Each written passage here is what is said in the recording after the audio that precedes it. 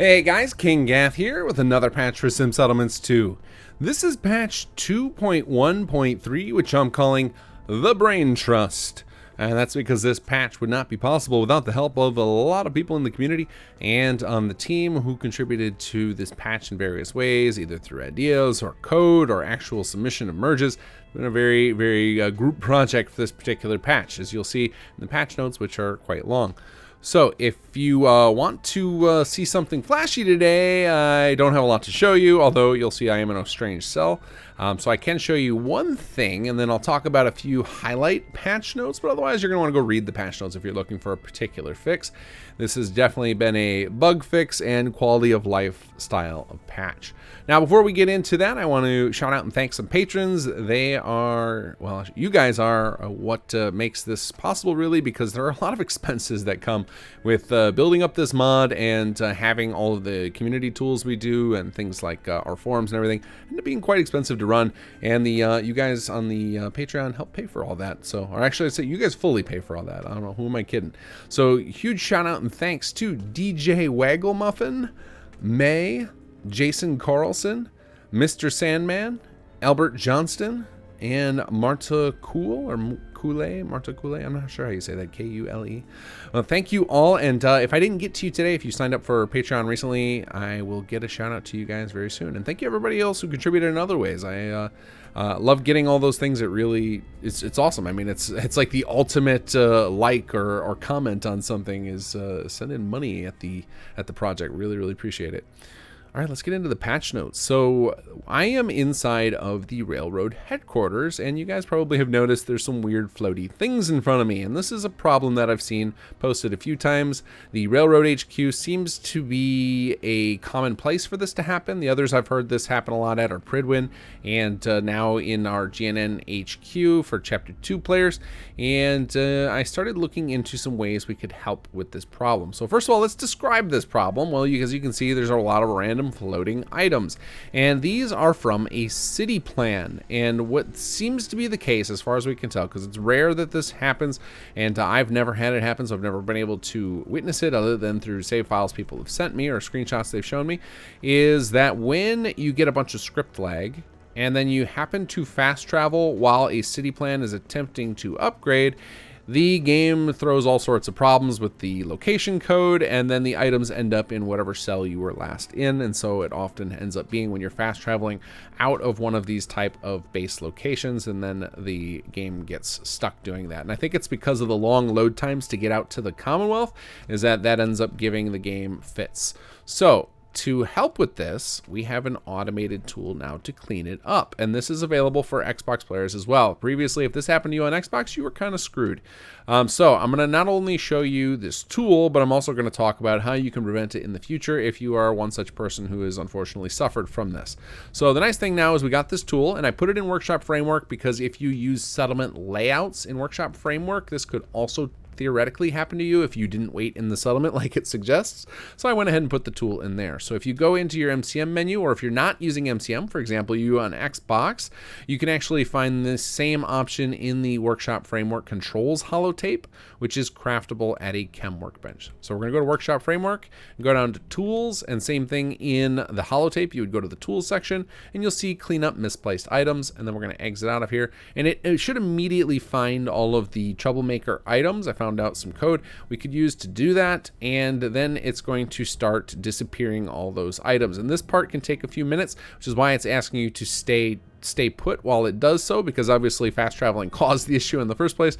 We don't want you to risk it getting happening again. So we're going to hang tight. We should see the items start disappearing rather quickly. As you can see, they're kind of happening in front of me there up on the stairs. A big one just disappeared on my right.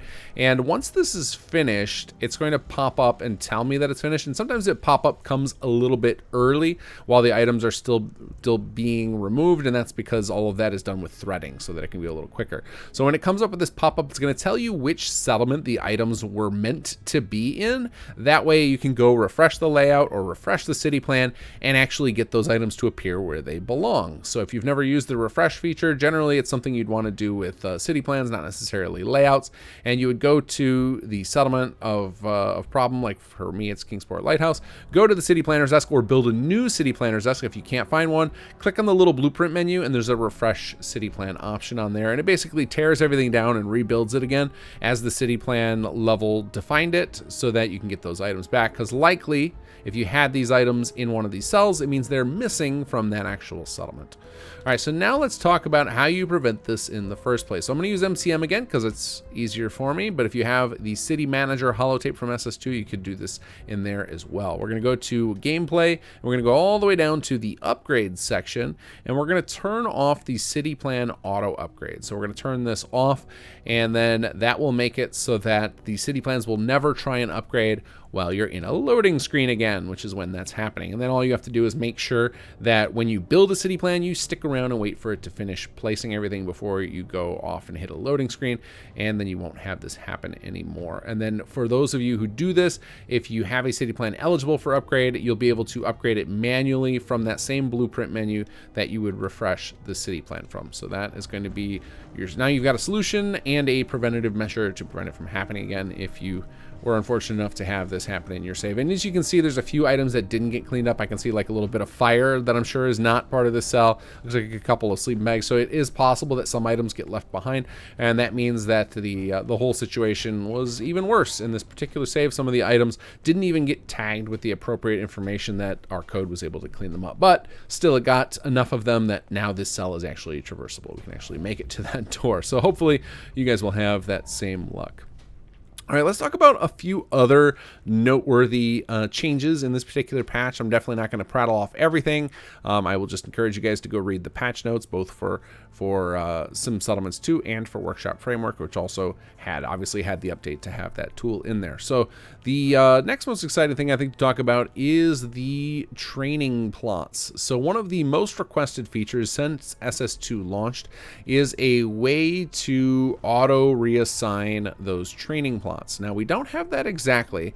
So one of the things that we have done on the team is gone through and created super optimizing auto assignment code, and I say optimizing and not optimized because it's optimizing in the sense of like assigning everybody to the correct location or the optimal location in the settlement, putting them, you know, in the training plot that matches their job, and making sure that all of the beds are filled and all of this. And it's very complicated code and very, very slow. So slow that we can't use it as our core assignment code. So we have kind of dummy assignment code instead. Now we are hoping to get you guys the super assignment code eventually as a tool you can manually run, but it's definitely too slow to be our automatic code that runs in the background. It would just make the scripting system go way too slow. But what I was able to do in this patch is arrange it so that once a settler reaches 10 in whatever stat they're currently training, they will be unassigned from that recreational plot, and then that recreational plot will get put back in the queue to be randomly assigned to someone else, and then that settler will also be reassigned. So there is obviously a chance they get reassigned back to it, but statistically it will be unlikely in the grand scheme of things, especially if your settlement ends up in the 15 to 20 settler range and you have multiple recreational plots for the settlers to choose. It's not likely that they're all going to get reassigned over and over again. Slim chance, but then they'll get unassigned again in the next loop. And basically this is kind of just leaning into that dummy assignment code of we're just giving it a chance to function and randomly stumble upon something that works. And so what this will end up doing is over a long enough time period, all of your settlers will end up with 10 in every stat that you have a training plot for in a settlement, assuming that you don't have any recreational plots that have non-training. So if you had any recreational relaxation ones, anybody assigned to that relaxation style as their hobby, they're obviously never going to get unassigned, so they won't get trained. But then that severely limits the number of people you actually have to manually assign over to the training plots, which I think will be a lot more useful, and that serves to the intended purpose of those training plots. It was never meant for people to have to manually juggle people around with them. It was meant to be auto assignment would handle that all for you, and so now I think that will do a little bit better a job. All right, another one I'm really excited about is those little floating plot icons. They're in the options. They're called the AR icons for augmented reality. We've kind of headcanoned them as the ASAM sensors are projecting them up in the air so you can get that information. However you want to think about them, those little icons have always had an issue that I've never been able to figure out, and some others have figured it out for me. And that is that occasionally the little number that represents the level of the plot would overlap the building class icon, and so it looked really sloppy. It was hard to read, and it's finally fixed. Now, if you had that happen already in your save, you'd have to refresh those plots to see the update, but it should no longer happen. The issue was finally discovered and why it was inconsistent, so it should act correctly going forward. We also had a ton more nav mesh fixes. So I think I must have inspired Ono. I think last patch notes I mentioned to you guys that I almost burned myself out messing with nav mesh. And then Ono, who is basically our lead building plan designer on the team, went through and fixed up a ton more nav mesh. So we're probably up to about 85-90% of the nav mesh has now been touched in the last 2 patches. So you should see your settlers pathing around the default SS2 building plans much more nicely now. Then here, this is probably one of the most reported issues since Chapter 2 came out, and that is the Nightingales suddenly will have the ability to barter correctly. At least the traveling medics. I did not go in and confirm that the other characters that occasionally offer you to barter can do so, but there is now a vendor set up for their faction, so it presumably will work with them, but I did go test it with the traveling Nightingales, and it actually hooks into, there's a quest in the Nightingale line where you get a chance, or they get a chance to get some investors, and that will impact the inventory as well. So you should now see that those guys will actually sell you stuff when you talk to them.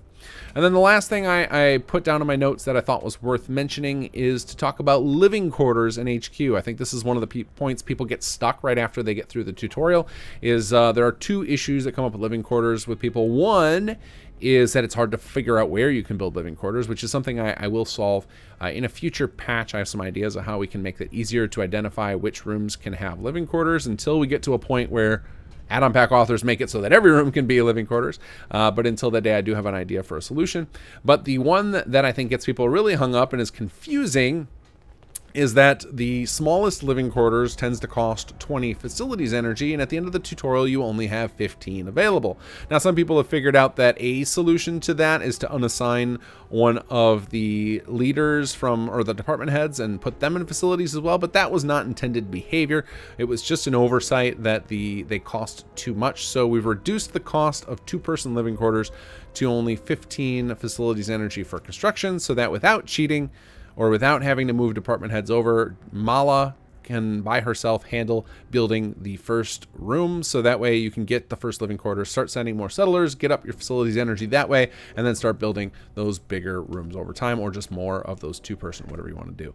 So that hopefully will make the living quarters part of HQ, that little cycle toward the end of the tutorial, will make that a little more feasible and easier to get around. I know that's something that a lot of people get stuck on.